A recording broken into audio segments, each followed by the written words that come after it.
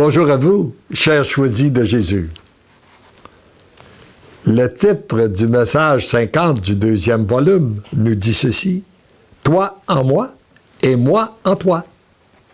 Et il rejoint la belle prière que Jésus a formulée. Faites, Père, qu'il soit un avec moi, comme je suis un avec toi. Je pense que nous n'avons pas encore suffisamment compris la beauté et la grandeur de cette prière. Jésus est tellement uni au Père que quand il parle, on ne sait pas si c'est lui ou si c'est le Père qui parle. Eh bien, c'est ce même esprit d'unité qu'il veut faire avec chacun de nous lorsqu'il dit « Toi en moi et moi en toi ». Mon tout petit, c'est à ma bien-aimée, que je nommerai Diane, que je veux m'adresser ce matin à travers toi. Diane, petite perle précieuse que je porte sur mon cœur, je veux t'exprimer ma joie de te regarder, de te contempler le jour et la nuit.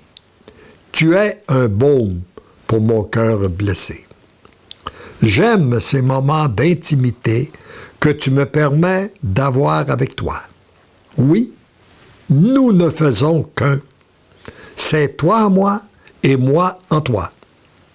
Ton cœur et tout ton être sont prêts pour cette Église nouvelle et cette terre nouvelle.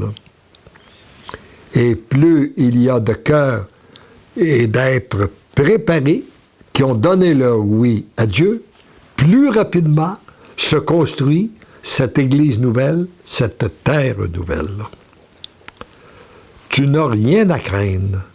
J'ai tout prévu pour la belle et grande mission qui t'est confiée.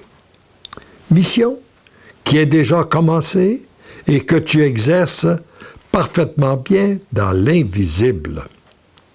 Si tu savais ce que le Père réalise à travers toi dans l'invisible, à la suite de tes oui parfaits à sa volonté et de tes non aux pensées du monde. Tu n'auras pas assez de l'éternité pour le remercier, le louer, le bénir et lui rendre grâce. Donc, cette mission universelle qu'il nous confie s'exerce régulièrement à travers nos prières. Et il est important de donner à nos prières une dimension universelle. Si je veux prier, par exemple, pour un couple qui est en difficulté, je prie pour tous les couples en difficulté dans le monde, principalement pour ce couple-là. Si je veux prier pour une personne qui a un cancer, eh bien, je prie pour tous les cancéreux dans le monde, principalement pour cette personne-là. Si je veux prier pour un jeune qui a un problème de drogue, je prie pour tous les drogués dans le monde, et principalement pour cette personne-là, et ainsi de suite. Et en faisant cette prière universelle, le Seigneur se sert de ces prières-là pour aller rejoindre le monde un peu partout, aller rejoindre des cœurs un peu partout à travers le monde. J'ai été témoin de ça, j'ai reçu beaucoup de confirmations à travers mes différents voyages.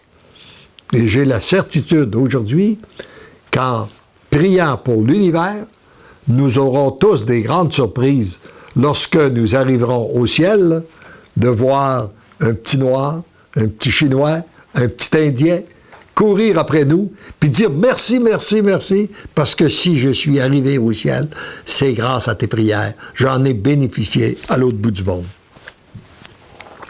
Pour ce qui est de ta mission visible, elle te sera dévoilée en temps voulu. Ce que je te demande, c'est de demeurer très accueillant à ce que je dépose dans ton cœur ou à ce que je veux te demander à travers les autres ou à travers les événements. Rappelons-nous que Dieu a toujours trois façons de nous parler, de nous répondre, soit par inspiration, soit à travers les autres ou à travers les événements. Et lorsqu'on lui a posé une question, il faut demeurer très attentif à ce qu'on reçoit comme inspiration, ce qu'il va nous dire à travers les autres, et les événements, les portes qui se ferment ou qui s'ouvrent.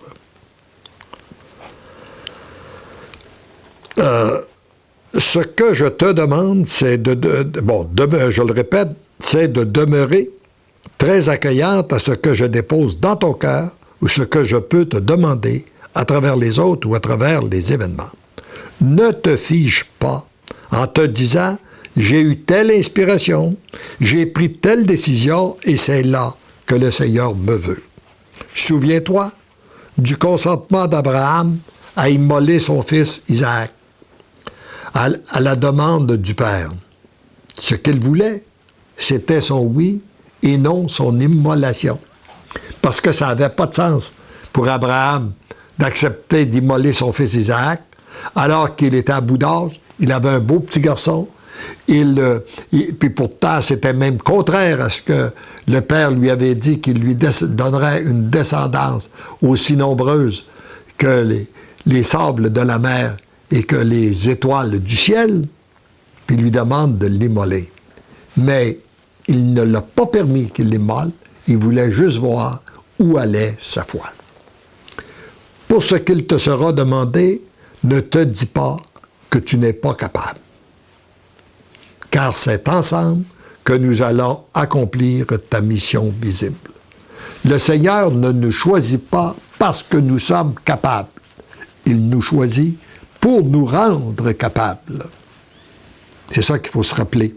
Alors donc, on ne peut pas se dire « je ne suis pas capable », car c'est avec lui qui va nous rendre capables. Moi avec toi, toi avec moi. Continue à vivre pleinement le moment présent en accueillant de plus en plus mon amour. C'est ce qui prépare à ta belle et grande mission. Et rappelons-nous que ce qui nous empêche de vivre pleinement le moment présent pour accueillir l'amour que Dieu veut déverser dans notre cœur, c'est ou bien notre passé ou notre futur. En nous culpabilisant pour notre passé ou en nous inquiétant pour le futur. Donc, nous ne sommes pas dans le moment présent. Alors, en ayant donné notre passé à la miséricorde de Dieu par le sacrement du pardon, il n'existe plus. C'est complètement terminé. Et le futur, si nous nous inquiétons, c'est parce que nous manquons de foi. Demandons à Dieu la grâce de la foi, de l'abandon, de l'humilité, de l'abandon et la confiance, et nous serons témoins, jour après jour, des merveilles qu'il accomplit en nous, autour de nous et à travers nous. Donc, nous n'avons pas à nous inquiéter du futur, nous devons nous en réjouir, car plus nous serons intimes avec lui, plus nous serons témoins de son agir. Heureuse es-tu d'avoir trouvé grâce à mes yeux et d'accueillir autant d'amour. Laisse-toi bercer par ma maman, qui est ta maman, qui t'aime follement. Entends bien les mots qu'elle te dit doucement à ton oreille et qui viennent de mon cœur et de celui du Père. Je t'aime, Diane. Je t'aime tellement. Je t'aime follement. Tu deviens l'amour. Et c'est sans doute ce que Maman Marie veut dire aussi à chacun de vous qui m'écoutez en ce moment. Je t'aime. Je t'aime. Je t'aime tendrement. Je t'aime follement, car tu deviens l'amour. Amen.